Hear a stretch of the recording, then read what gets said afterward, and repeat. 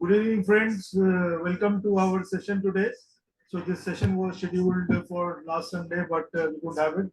The topic, as you all know, is arrhythmias, and speaker today is esteemed Dr. Tapan Ghose. Sir is a director of cardiology at Fortis Vasankunj, and he's a prominent teacher. Sir had taken a session earlier also for us on ECG, and if you have not gone through it, it's there on our YouTube channel. So without further ado, sir, over to you. Right. Thank you for your kind introduction.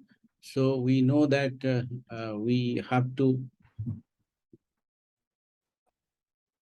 have a solid foundation of, the cardiac arrhythmias in clinical practice, so that uh, you know you can manage the patients in a better way.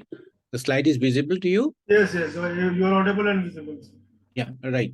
So in daily practice, we have to have solid foundation of the cardiac arrhythmias we encounter, because the management of these arrhythmias will enable us to manage these patients holistically and will translate into good clinical outcome. So in this presentation, I will deal with all the cardiac arrhythmias which we see in day-to-day clinical practice. The rare cardiac arrhythmias are not included in this presentation. Now, to begin with, let's have a basic foundation of special junctional tissues of the heart. To begin with, heart is a muscular structure, and it has muscles. These are contractile myocardium. Then we have a fibrous skeleton. And this fibrous skeleton actually electrically isolates all the chambers of the heart. And they are connected by the electrical cables of the heart. They are called specialized junctional tissues of the heart. They are sinoatrial node or SA node, AV node, then the bundle of His, left and right bundle. Then we have Purkinje fibers and their ramifications. So the knowledge of these are very important. Then comes the mechanism. Normally, what happens is the electrical activity in the heart is generated by the activation of the action potential, and cardiac pacemakers have action potential because they are usually negative. So it causes more negativity, and which causes this classical ventricular depolarization by this action potential, and that leads to the activation of the heart muscle, and as a result we get the cardiac conduction.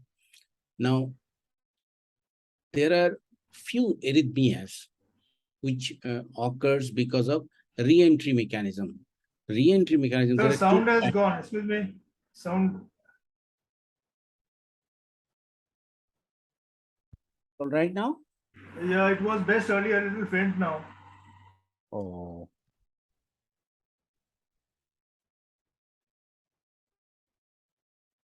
is it all right? Yeah, now it's okay. Yeah. So the two mechanisms, one is reentrant mechanism, another is triggered activity. Reentrant mechanism occurs if there are two inhomogeneous electrical pathways. Normally, you see, normal pathway of activation is SA node to AV node and down the Purkinje fiber, His bundle and the Purkinje fibers. In the AV node, normally we have two pathways, alpha pathway and beta pathway. That means one is fast pathway and another is a slow pathway. Normally, conduction goes to the fast pathway. As a result, we get a normal PR interval, but sometimes once in a you can see a short, long PR interval in a normal individual. That is a conduction through the slow pathway.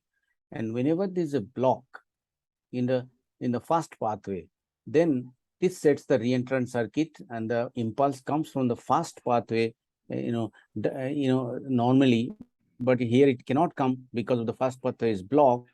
It comes to the slow pathway. As a result, you get down the slow, up the fast. So slow fast. Again, you can have a fast slow tachycardia, opposite of it. And normally this AV reentrant tachycardia occurs because of the circus movement through the reentrant circuit.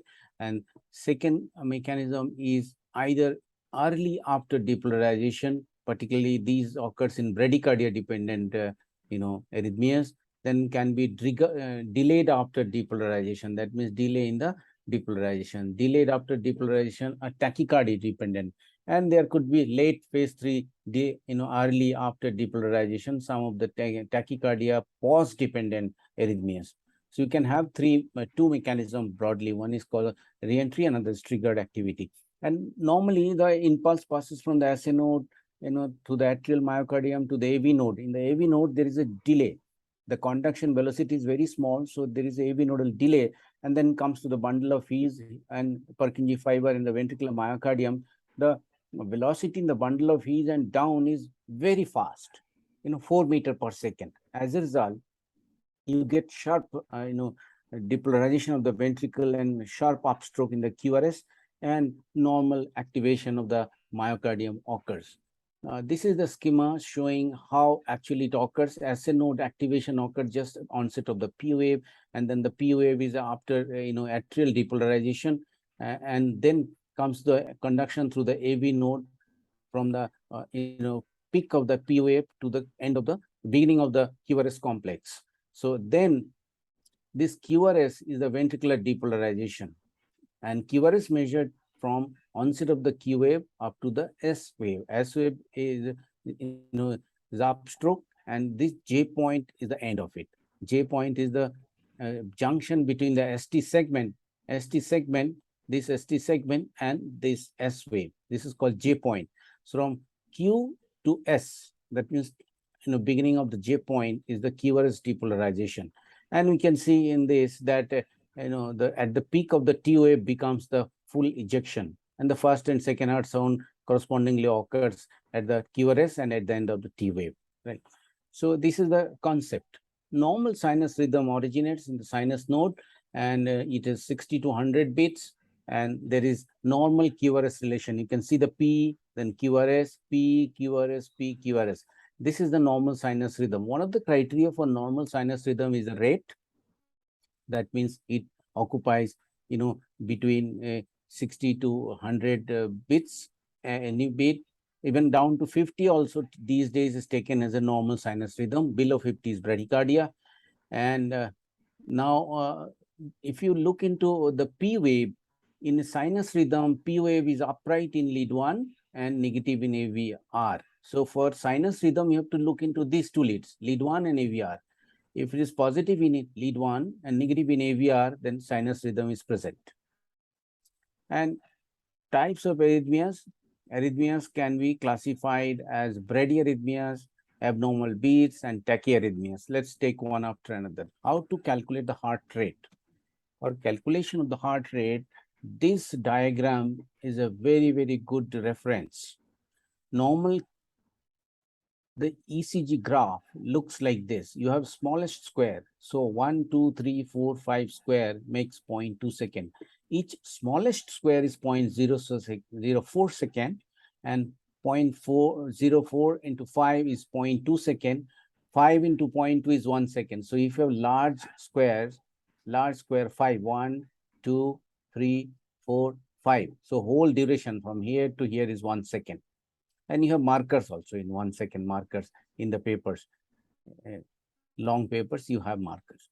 Now, P wave occupies 2.5 square. So 0.8 to 0.1 second.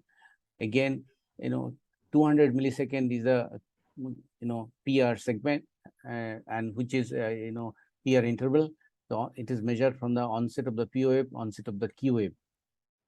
QRS is beginning of the Q to the end of the S. QRS is again up to 1 second is the highest. So 0.11. So if it is a 0.12, it is wide. So 110 millisecond. So how to calculate the rate? One of the easiest way is to calculate the rate. Look at the smallest square. So smallest square, 1 QRS. The second QRS falls in the smallest square. It is the 300. It falls in the the other one. So between two large square, it is 150. 3 square, it is 100. 4 square is 75, and 5 square it is 60. So this is one of the ways. Another way is to count the smallest number of squares between two RR complexes and divide 1500 by that small squares. Then you get the heart rate. So for example, I choose this lead because it is falling on the one of the largest square markers. So one big square, second, two. So if it was here, it would be 300. So 300, 150, 100, and 65, 60. So the rate is less than 60. So this patient, more than 6 blocks, it is close to 50 heart rate. Causes of bradycardia are physiological, some infections, systemic illness, head injury, electrolyte disturbances. So whenever we get bradycardia in the ECG, rather than having a single diagnosis, the clinician should have a host of differential diagnoses in his mind. So it may be in athletes, idiopathic degeneration, infarction, ischemia, particularly inferior wall ischemia and infarction, myotonic dystrophy, congenital heart disease, sick sinus syndrome.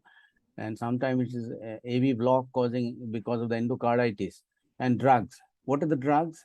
AV blocking drugs like beta blocker, calcium channel blocker, cardiac glycosides like digoxin, cholinergic agents like organophosphate, antihypertensive clonidine, and anti-arrhythmics like quinidine, and all these, like amiodarone commonly used. And most of the antiarrhythmic drugs causes bradycardia. Antipsychotic agents such as amitriptyline. And again, coming to the pathological state, systemic illness, hypothyroidism, hypothermia, sarcoid, amyloidosis, head injury, Cushing syndrome, electrolyte disturbances like hyperkalemia or hypokalemia. How the patient presents? They may present just without any symptom. There can be pre-syncope, syncope, nausea, breathlessness, and fatigue. Now, this is one of the examples of bradycardia.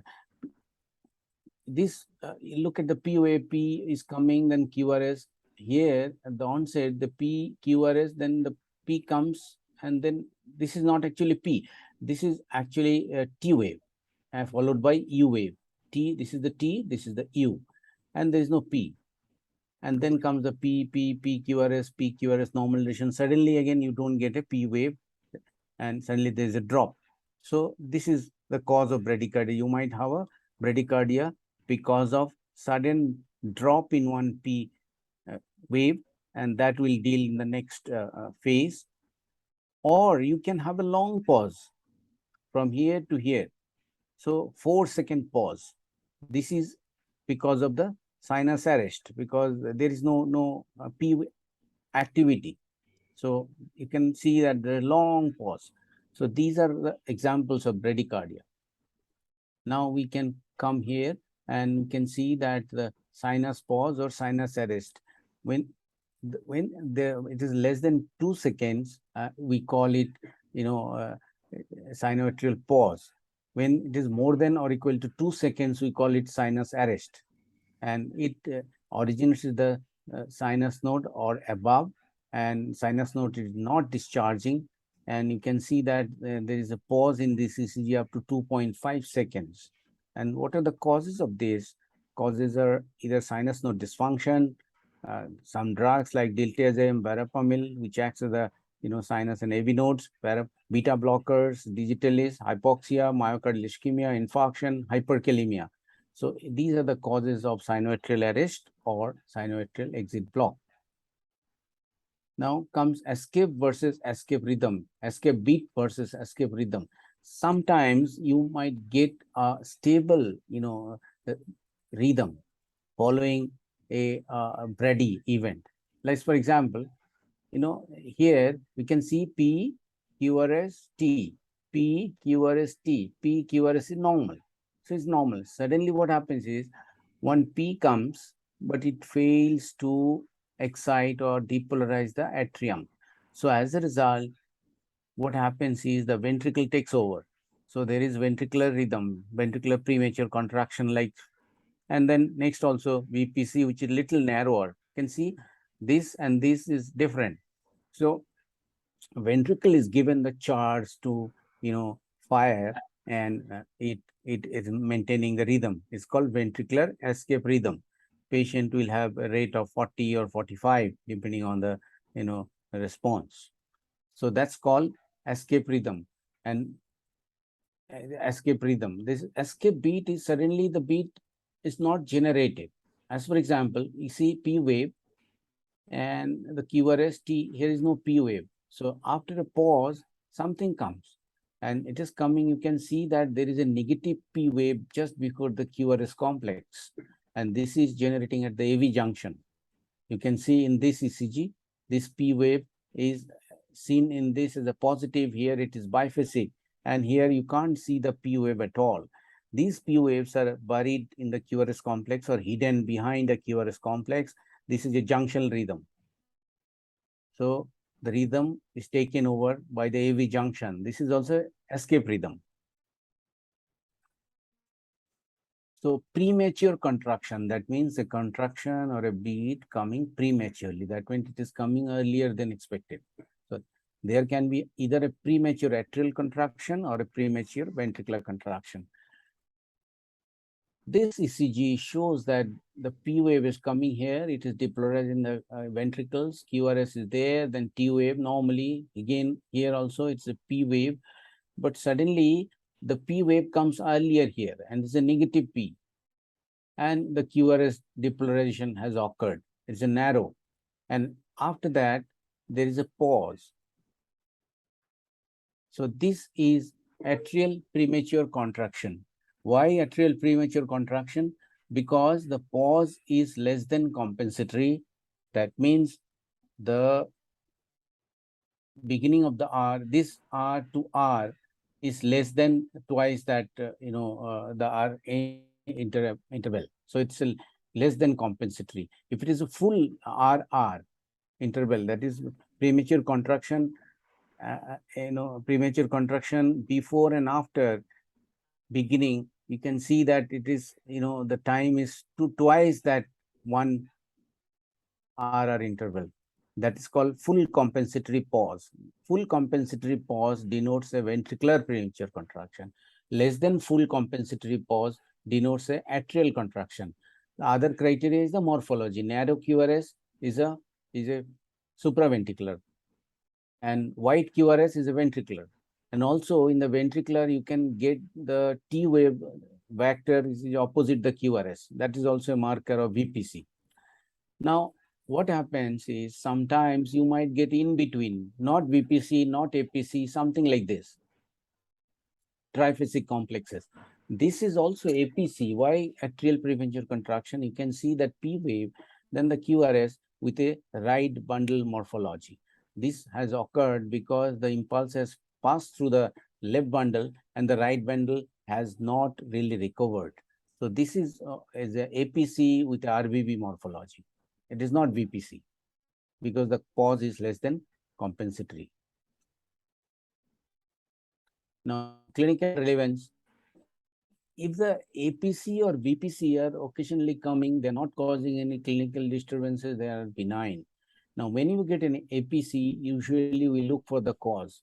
APCs are a marker of increased atrial automaticity or a triggered activity. So when you get an APC, look for hypoxia, look for disturbance in the ions like hypokalemia, like hypomagnesemia. So these are usual common causes, hypoxia or even pulmonary infarction or a pulmonary infection. So these are the common causes of atrial premature contraction. Treatment of premature contraction is with a beta blocker if it is clinically indicated. When there is a symptomatic APC, then only we treat. Normally we treat the cause. If there is a thyroid disorder, we treat the thyroid disorder, the APC disappears. Now coming to the ventricular premature contraction, please remember that 30-35% of the population may have ventricular premature contraction. Usually they're benign, and they are mostly related to the stress, male gender, stress, nervousness, tobacco use, excessive caffeine consumption, low potassium, infection, alcohol, sleep deprivation. They all cause ventricular premature contraction.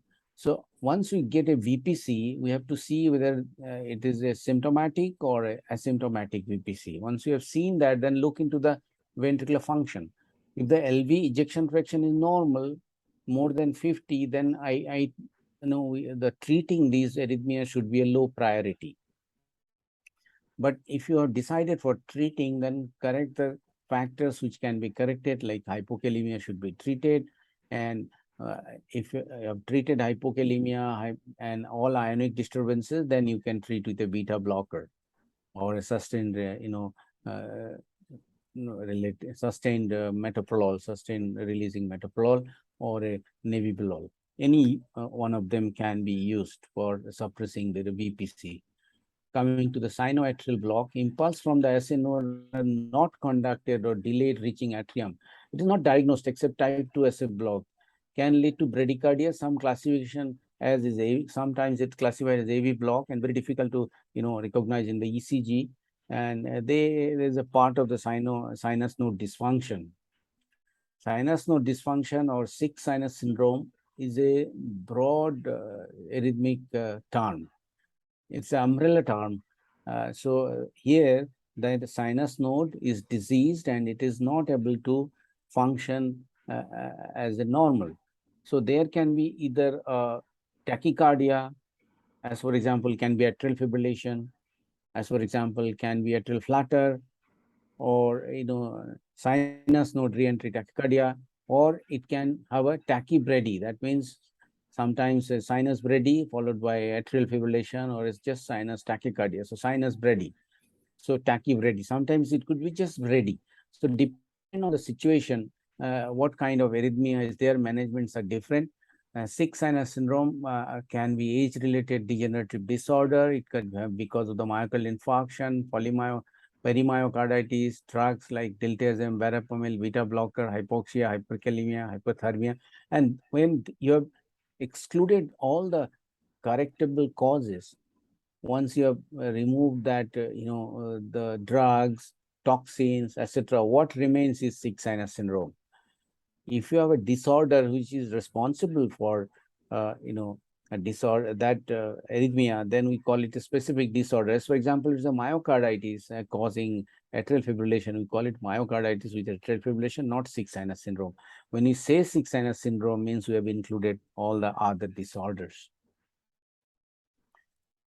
Now, AV block. From the SA node, we come to the AV node. AV blocks occur due to functional or anatomical blocks in the AV system. And it could be because of the idiopathic fibrosis, ischemia, increased vagal activity, structural heart disease like valvular heart diseases, myocardial disorder like cardiomyopathy, drugs like beta blocker, calcium channel blocker, digoxin, amiodarone, congenital disorder, infections like Lyme disease, hypothermia, electrolyte disturbance like hypokalemia, magnesium, right? Hypermagnesemia. Now, this is the flow, diagram showing the AV node, and then comes his bundle, left and right bundle, and left bundle divides into anterior and posterior vesicles. And these are the, corresponding timings for passage of the impulse to the P wave, to the QRS and T wave. And localizing block is important for prognosis and treatment. Normally, any block which is below the AV node and infranodal block, they cause wide QRS. And if the narrow QRS is narrow, it implies that the AV node or he's proximal to the bifurcation. So infrahesian and suprahesian. So he's the area. First degree AV block. Now, considering that, the POV is the husband and the QRS is the wife, husband comes home delayed every day. So it's coming every day home. So first degree AV block, normal PR interval is prolonged. Normally it is up to 200 milliseconds. Actually, we take it 220 milliseconds. Right? 100 to 220 milliseconds is taken as normal. So the P wave and the QRS, considering the P wave is the husband and QRS is the wife, the P husband comes home in a delayed manner. So P long pause QRS, so more than 200 millisecond delay. So this is called the first degree AV block. Second degree AV block can be Mobis type 1 and Mobis type 2. Here the husband gets delayed. First day he comes little delay, next day more delay, next day more delay, and the fourth day he doesn't come home at all. So no QRS, right? So you can see that this is called Mobis type 1 or Wenke-Beck block, and this is called Wenke-Beck phenomenon, because Wenke-Beck described this, and this was described long before the actually ECG was described, by seeing the the jugular venous pulsation. Mobius type of block is suddenly in one day the husband doesn't come home. There is no prediction. Here it was predictable. You can see that there is progression of the delay, more delay, suddenly dropped. So it is Wenke back phenomenon. Here, normally coming, here also is coming P normal, QRS normal, P, here interval. Suddenly, one P wave fails to be conducted to the QRS. So this is called Mobius type 2. Now, here, the specific type of block, for every two complex, there is one QRS complex, which you knew. For every two P, there is one QRS. And the P conduction is normal.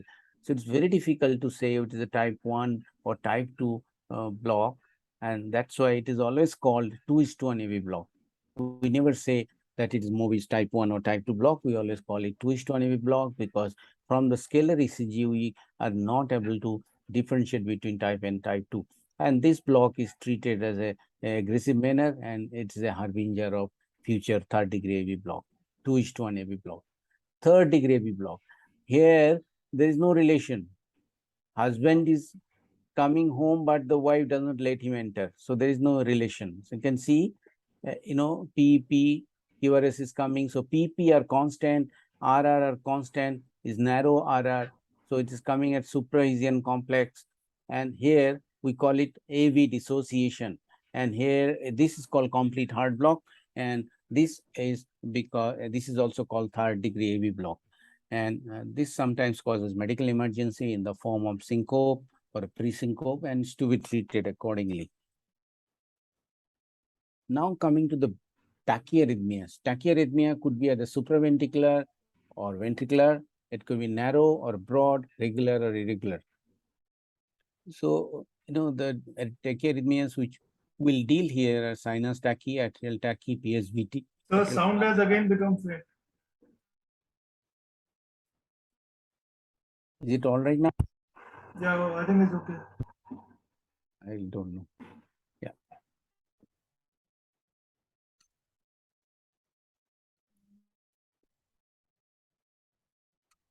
So this is a so we'll be dealing with all these tachycardia. Sinus tachy, you can see that the P is coming, QR is coming, and the RR interval is short and causing a rate which is more than 100. What are the causes? Exercise, acute illness, hypovolemia, hyperthyroidism, pulmonary insufficiency, several cardioactive drugs, pheochromocytoma, and this should be treated. Now, sinus tachycardia should not be treated per se. Please remember that you have to treat the cause of sinus tachycardia. Wherever the sinus tachycardia is there, we have to search the cause of sinus tachycardia and treat the cause. Word of caution here, many times the clinicians are tempted to treat the sinus tachycardia with a drug called ivabradine, which acts at the sinus node. Please remember, except in heart failure, the prognosis is not improved by treating sinus node, normal sinus node. And treating the heart rate, normal sinus tachycardia will suppress the sinus nodal activity and unnecessarily will complicate the situation because one will fail to elucidate the cause of sinus tachycardia. It may masquerade. Then sinus arrhythmia. There is a gradual prolongation of the RR interval and in a periodic manner. Sinus arrhythmia, usually it is a respiratory sinus arrhythmia, and this is a normal phenomenon that is with the inspiration, gradually the RR interval shortens and the expiration it widens and it causes in a cyclical manner.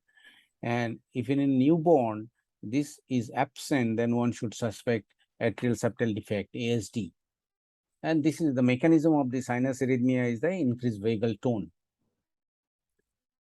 Atrial rhythm disorders could be ectopic atrial rhythm. See, that means the P wave is not coming from the normal focus. Let's look into the ECG here. It is negative P. It's negative P, and there is tachycardia. That is, my rate is more than 100. P wave is negative in 2-3 AVF. We call it low atrial rhythm or coronary sinus rhythm, and this is ectopic atrial tachycardia. So ectopic focus is below. because the morphology is different. Sometimes you may not get, the atrial activity at all, or it can be just barely seen. Here you can see that very short pH in, very small in V1, and here in the lead 2 is not seen at all. So atrial activity is best seen either in the V1 or lead 2. So here you are seeing the P wave, here you can't make out P wave. So this is also a ectopic atrial tachycardia. Once you get a tachycardia like this, then we have to see what are the causes. So host of differential diagnosis, it could be, digitalis toxicity, atrial scarring, catecholamine excess, like cocaine, caffeine, alcohol, congenital abnormalities, idiopathic, and sustained atrial tachycardia may rarely be seen, can progress to tachycardia-induced cardiomyopathy. Sometimes, because of the continuation of the tachycardia, the heart may dilate and may give rise to a dilated cardiomyopathy-like picture, which is reversible if you treat the cardiac arrhythmia. Now, if you have a atrial tachycardia where P wave morphology are different in the same lead, like as for example, you can see this lead, there is a tachycardia, narrow QRS tachycardia, P wave morphologies are different in lead 2. So 3 morphologies of tachycardia. So P wave of at least distinct P wave morphologies with rates typically between 100 and 150. Unlike atrial fibrillation, there is clear isoelectric intervals between P waves and the atrial rate is slower. And the mechanism are chronic respiratory failure.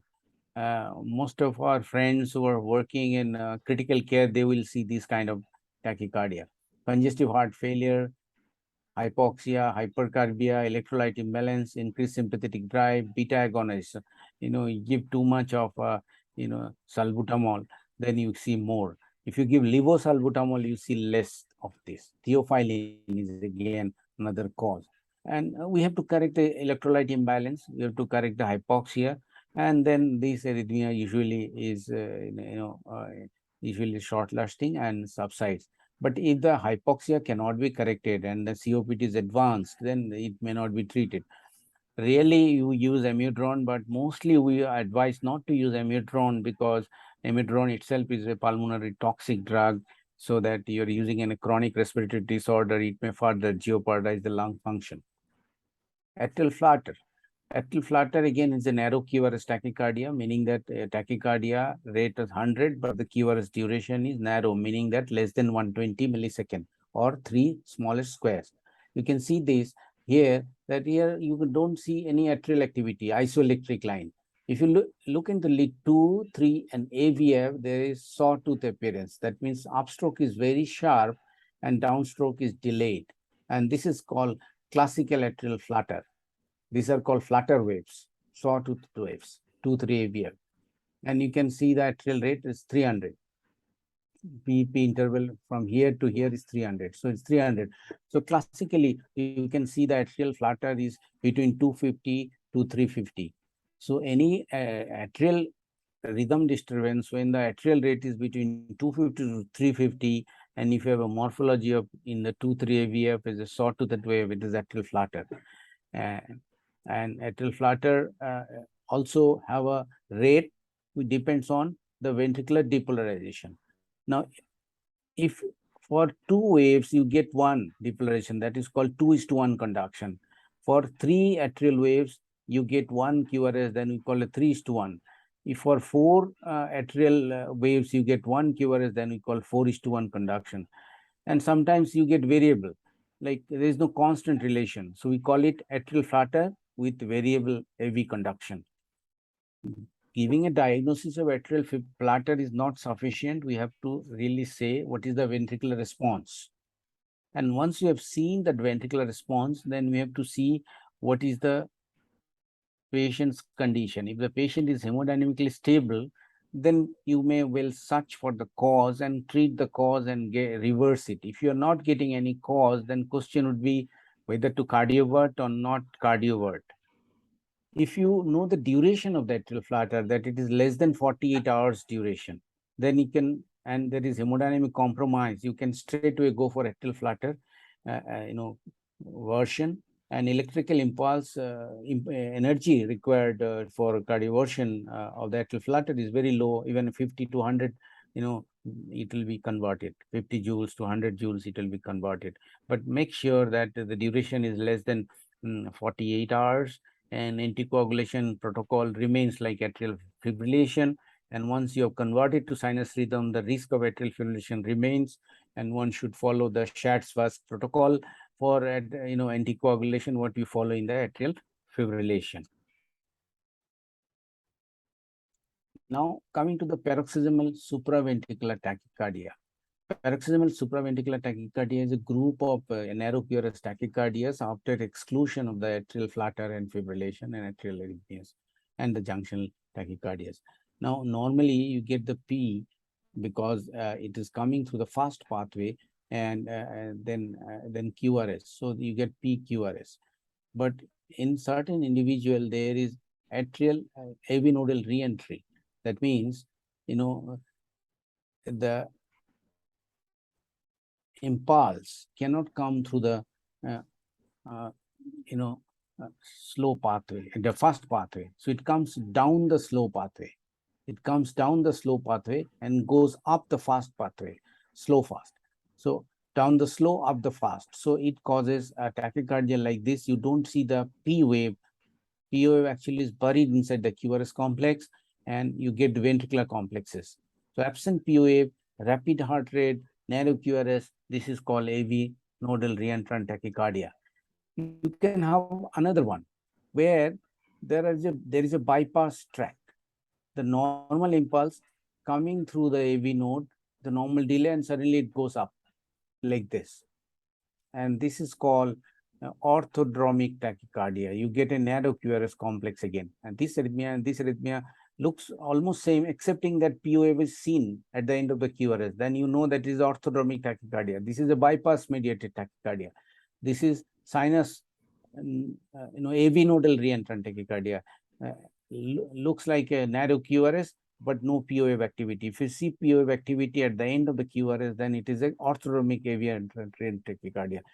If reverse happens, say the impulse is coming through the bypass tract and going up the AV node, then you get a white QRS called antidromic AVRT. So this is called AVRT, not AVNRT. When you say AVNRT, is node is involved, AV node is involved. When is AVRT, AV reentrant tachycardia, node is not involved in the passage. It comes as a, retrograde. In AVRT, the arrhythmia also goes through a bypass tract. Now, what to do and how to proceed? If you get a narrow QRS tachycardia, and this is the ECG, you can see the ventricular complexes, no atrial activity is seen, then look very nicely at the V1. Look at the V1. You can make out at the end of the QRS, there is another elevation of the ST segment. We call it pseudo R. And you can see the S wave is down. This is called pseudo S. So if you get pseudo R and pseudo S, then it is a marker of AV nodal reentrant tachycardia. The magnified view, you can see that there is upstroke. Here you can see this is the pseudo R. This is one R normal in the V1. This is another R. This is upstroke. So it's a pseudo R. That means it is a AV nodal reentrant tachycardia. This is post, adenosine. You have given adenosine by seeing this ECG, and the ECG has become like this. There is no elevation. There is no pseudo R. Similarly, S wave can be seen that the S wave becomes absent. Pseudo S becomes, this S will go away if we revert it to sinus rhythm. That's how we do it. ECG. And ECG in orthodromic tachycardia looks like a normal QRS duration, narrow QRS, and you can see the P wave buried in the later part. You can see this is the P wave. This is the P wave. So this is the orthodromic tachycardia, AVRT. And normally their rate is faster. And you can see electrical alternance also. See, one large, one small, one large, one small. So presence of electrical alternance, very fast rate, and long, significant ST depression, and retrograde P waves following the QRS duration. All these are markers of AVRT, and they are usually symptomatic patients, and they should be treated immediately. Sometimes you double the standard rate. Instead of 10, you make it a faster rate and 20. So 50 millimeter per second paper and larger. Then you can see that atrial activity sometimes P. This is the P wave, right? So atrioventricular tachycardia, after giving adenosine, what happens you can see. These are the ways. Atrioventricular reentrant tachycardia termination. You can see that P wave, QRS, and then comes normal P, right? Nodal, this is AV reentrant tachycardia. This is nodal, AV nodal reentrant tachycardia, P, QRS, then you don't see anything. And then you see the normal PRS. So it is AV nodal reentrant tachycardia. Here you could see the P wave. Here you could not see a P wave. So these P then blocked. Atrial tachycardia, you caused increased AV block because transiently because of adenosine, you could see that these are the P waves. And atrial flutter, again you could see the flutter waves. Yeah, these are the flutter waves after giving adenosine. So adenosine can be used as a test for elucidation of the mechanism of atrial narrow QRS atrial tachycardias. Now coming to atrial fibrillation, ECG wise, atrial fibrillation can be divided into three forms actually. One is called straight line pattern. You don't see any atrial activity, straight line pattern. One is an coarse atrial fibrillation, another is fine atrial fibrillation. Coarse atrial fibrillation is more than 1 millimeter atrial activity, and fine atrial fibrillation less than 1 millimeter atrial activity. So these are coarse atrial fibrillation, and you can see the RR interval are not constant. The hallmark of atrial fibrillation is variable AV conduction or RR interval. And what are the symptoms? Symptoms may be extreme fatigue, palpitation, sometimes dizziness. Normally atrial fibrillation does not cause symptom. Syncope. So syncope is very, very rare presentation of atrial fibrillation. And only patient who will present with syncope is advanced hypertrophic cardiomyopathy, where atrial contribution is required to maintain the cardiac output. Otherwise, mostly in your clinical practice, atrial fibrillation will not come as a syncope. Mostly they'll come as a palpitation or heart failure or tachycardia or some kind of fatigue. Sometimes they may have angina, or sometimes they may be detected. They might be coming for, say pneumonia, and you have seen that RR interval is irregular or the pulse is irregular. You have ordered ECG and you have detected that the pneumonia with atrial fibrillation, and this is because of hypoxia. And in that case, your atrial size, LV function, atrial size will be normal, LV function will be normal. So what are the mechanisms of atrial fibrillation? There are actually 6 theories for atrial fibrillation. One is called Morse theory, or micro entry, and another is the bradycardia dependent, another is tachycardia dependent, another is focal atrial rhythm, another is mother rotor theory. There are several mechanisms. By and large, you will find a cause for this. When you don't find any cause, we call it lone atrial fibrillation. Majority of the time in clinical practice, we find a cause. And in today's clinical practice, hypertensive disorders are the leader for atrial fibrillation in general. And it is an age-dependent phenomenon. As the age advances beyond 50 years, for each decade, a rise in the age, there will be jump in the incidence of atrial fibrillation, so that at the age of 80 years, almost 20% will have atrial fibrillation. And in fact, atrial fibrillation is the commonest arrhythmia in clinical practice. And after ischemic heart disease, heart failure, this is the third leading cause of hospitalization in most of the nations. So, and this is the commonest cardiac arrhythmia which leads to hospitalization. And this is one of the arrhythmia where anticoagulation saves the patients from stroke. And And stroke, as we know, is a devastating phenomenon. And atrial fibrillation is one of the very important determinant of stroke. And the stroke risk rises by 3 to 5 times if you have atrial fibrillation. So it should be, detected. What are the causes? There are several risk factors like alcohol use, cardiothoracic surgery, decreased left ventricular function shortening, fractional shortening, diabetes, European ancestry, exercise, family history, genetic variants, heart failure, hypertension, hyperthyroidism, increased left ventricular wall thickness, increased pulse pressure, increasing age, left atrial enlargement.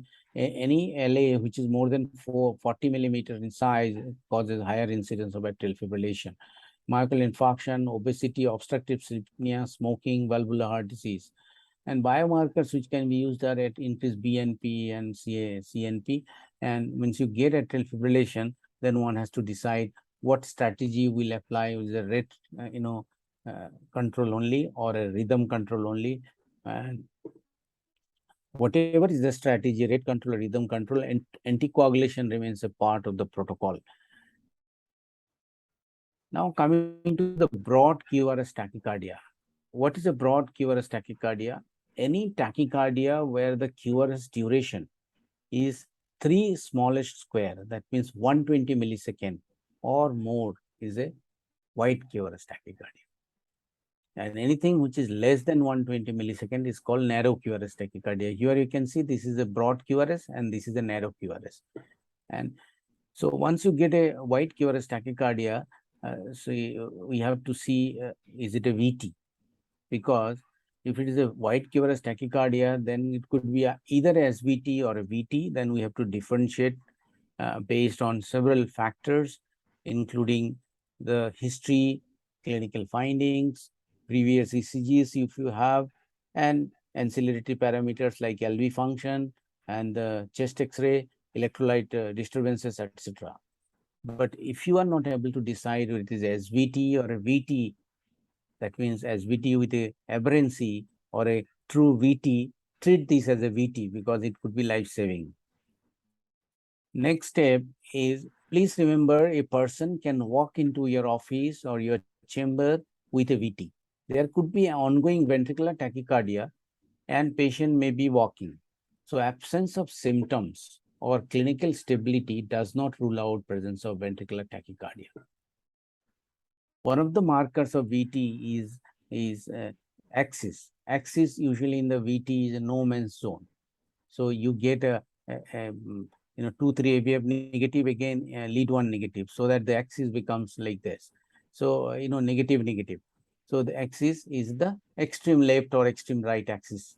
So if you get like this, usually it's a VT. Now, how to differentiate? Presence of AV dissociation is a marker of VT. If you can show in the ECG independent atrial activity, as for example, please look at this ECG. Here we could show that there is a atrial activity here, and this is QRS, this is the T, QRS, T, QRS, T, again atrial activity. So atria is coming independent of the QRS. So AV dissociation, there is no association. So this is a VT. So this is one of the very important markers for AV dissociation. In fact, in the electrophysiological laboratory, when we demonstrate VT, we keep one catheter in the ventricle, one catheter in the atrium, and we show that AV dissociation. If we can demonstrate AV dissociation, it is a confirmatory of VT. Then comes fusion beat and capture beat. Now, normally QRS is wide in BPCs, like wide, T wave is in opposite direction. Then in the capture beat, you can see that there is a narrow QRS. In fusion, you see that narrow QRS, but it is wider than the capture. And the fusion, the T wave becomes negative. So a fusion beat occurs when electrical impulse from different source are fused together. So one is coming from the sinus, another is coming from the ventricle, and they fuse. And you can see this. A capture beat occurs in the cardiac cycle after AV atrioventricular dissociation for the atria to regain control of the ventricle. So it comes from the atria to gain the control of the ventricle. So it's a narrow QRS, and you won't see the uh, T wave in opposite direction in capture. So you can upright, but here it is opposite fusion. You can see the T wave is opposite. So here you can see better. So these are the VT, ongoing VT, ongoing VT. Then comes a narrow QRS, and this is fusion. And then comes the capture beats. So you can see this is the sinus and this is the capture. Again, the VT resumes. So presence of these beats are a marker of VT. If you can show in a ECG, suddenly it becomes narrow, this is VT.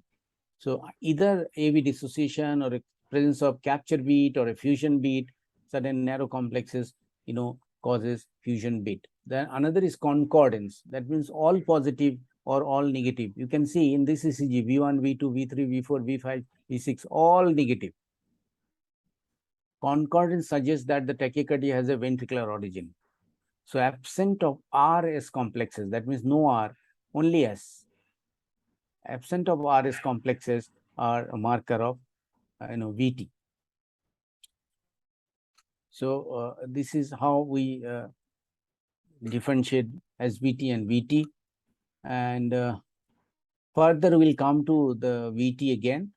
Now coming to the QT interval, normal QT interval is less than 440 millisecond. In adult males, if it is more than 450 is prolonged, and in adult females more than 470 is prolonged.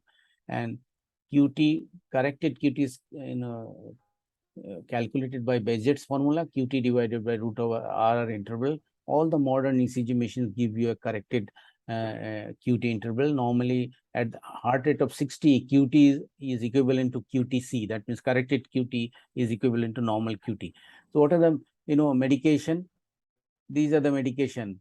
A, anti-anginals like ranolazine, arrhythmic, again class 1A and class 3. Biotics like quinolone, macrolides, ketoconazole, psychotics like haloperidol and other drugs, quetiapine, depressants, tricyclic depressant, SSRI, emetics, ondansetron, fungal, ketoconazole, all these cause, and then low potassium, low magnesium, all causes increased QT interval.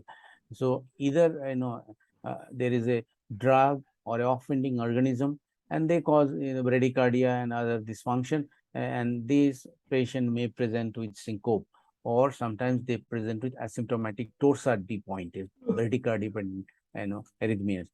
So once you get a syncope ECG, one should take the history for all the QT prolonging drugs and correlate it with the ECG and QT findings. Another is idioventricular rhythm. You can see that there is VPC like rhythm. It is almost constant, and hemodynamically patient is stable, and you can see that blood pressure is fine. This is the arterial blood pressure tracing, and these are the ECG superimposed, and you can see that QRS is coming narrow QRS here, but here you can see the broad QRS. So it is the idioventricular rhythm because there is no P wave, and it's a broad complex, regular, and discordant T wave. This implies that it is coming below the sinus node.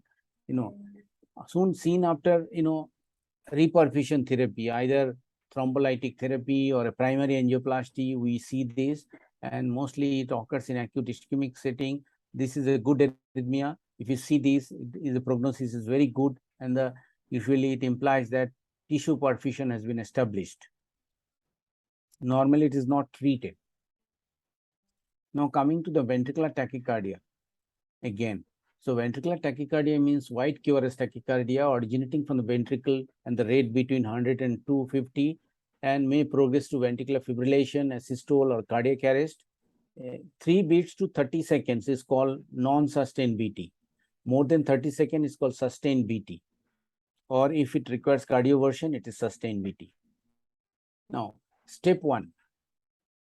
This is called Brugada algorithm. I want all of you to get it by heart. This is one of the best ways to elucidate the VT or versus SVT.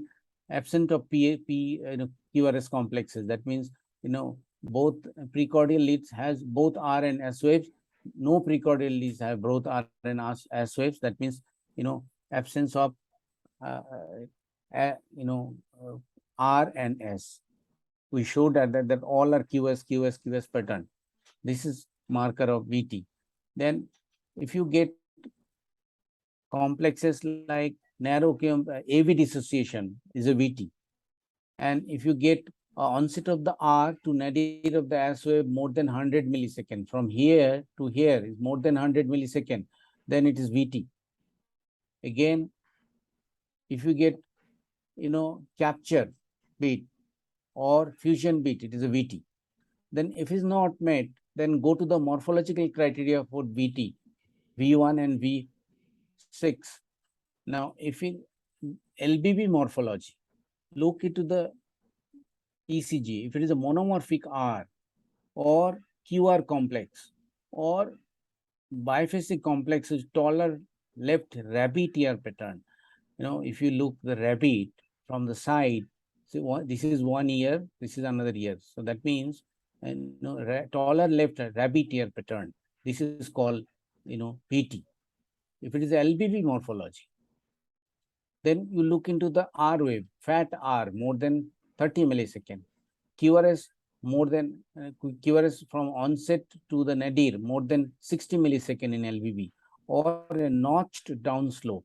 If you get like this, and or QS complexes in V6, any Q in V6, these are called all VT.